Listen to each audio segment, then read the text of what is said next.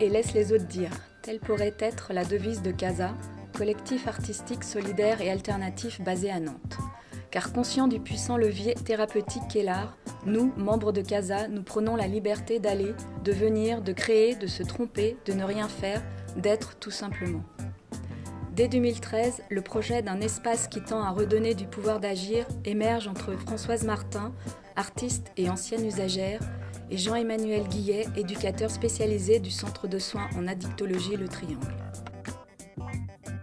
Un atelier de création libre, par et pour les usagers, s'organise ayant pour modèle l'atelier du non-faire, îlot de création libre anciennement animé par l'infirmier Christian Sabas, ou encore les groupes d'entraide mutuelle GEM. En soutien, le Triangle met un local à notre disposition et via ses professionnels y oriente les personnes intéressées. Le rythme des ateliers se stabilise à 2 sessions par semaine, dont une en totale autogestion. On va dire un cadre naturel qui s'est lié, enfin quelque chose de naturel qui s'est construit ici. Et on va dire, il n'y a pas de débordement, il n'y a rien qui se passe. La chose continue. On va dire la bête fonctionne d'elle-même. Et j'ai passé 2 ans où j'allais tous les jours là-bas au Triangle. Après on passe en extérieur et puis après notre médecin traitant prend le relais. Et, au bout de 4-5 ans, on va dire, ça a été mieux. Mais en parallèle, il fallait que je trouve d'autres alternatives à ce que je faisais. Je faisais du sport, j'investissais beaucoup dans le sport, mais j'étais aussi un hyperactif. Donc dans les années 2000, j'avais commencé la sculpture. Et après j'ai continué un peu, j'ai fait des tas de choses chez moi comme ça, et puis l'un dans l'autre, tout ça, ici, ça m'a permis aussi un peu de concrétiser. CASA, c'était un peu comme une transition entre cet état usager, post-usager, tu vois, et puis après malade, on va dire, enfin en tout cas en stand-by, tu vois. Ouais. À maintenant, quoi. Et du coup, j'y allais au début régulièrement, des fois j'y allais pas, des fois je revenais. Il n'y a pas de hiérarchie. Ici, tout le monde c'est collégial et c'est pas sur une base pyramidale. Du coup, souvent les gens qui ont été blessés, on a été dominés, tu vois, ou abusés, tu vois.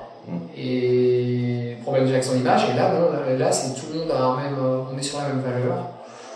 Et on est libre. Si quelqu'un ne vient plus pendant 6 mois, on ne va pas le harceler, quoi. CASA, c'est une transition.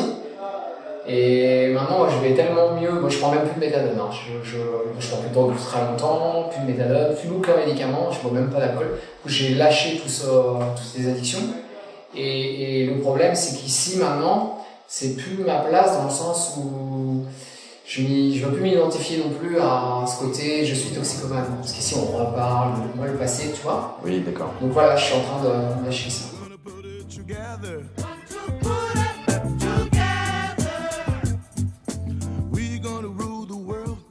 Jean-Emmanuel, seul salarié du collectif, joue le rôle d'animateur, de facilitateur, garant du cadre et de la bienveillance des échanges.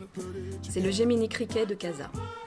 Le reste se fait grâce à l'intelligence collective, la coopération, le respect, l'expérience de chacun.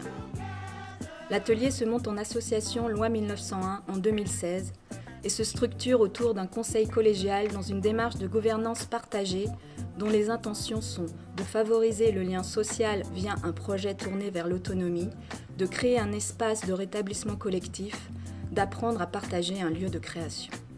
En somme, fédérer un groupe ouvert qui propose des fenêtres d'espace-temps artistique, dessin, peinture, modelage, musique, écriture, parole, chant, atelier nomade. La décision est prise d'ouvrir l'atelier à toutes sortes de publics. Des projets collectifs voient le jour. Participation à un festival, exposition dans une maison de quartier, réalisation d'un fanzine. Actuellement, nous faisons face à un nouveau défi qui consiste à trouver un nouveau local pour nos activités, mais nous sommes confiants car nous avons tous une volonté farouche que cette expérience se continue.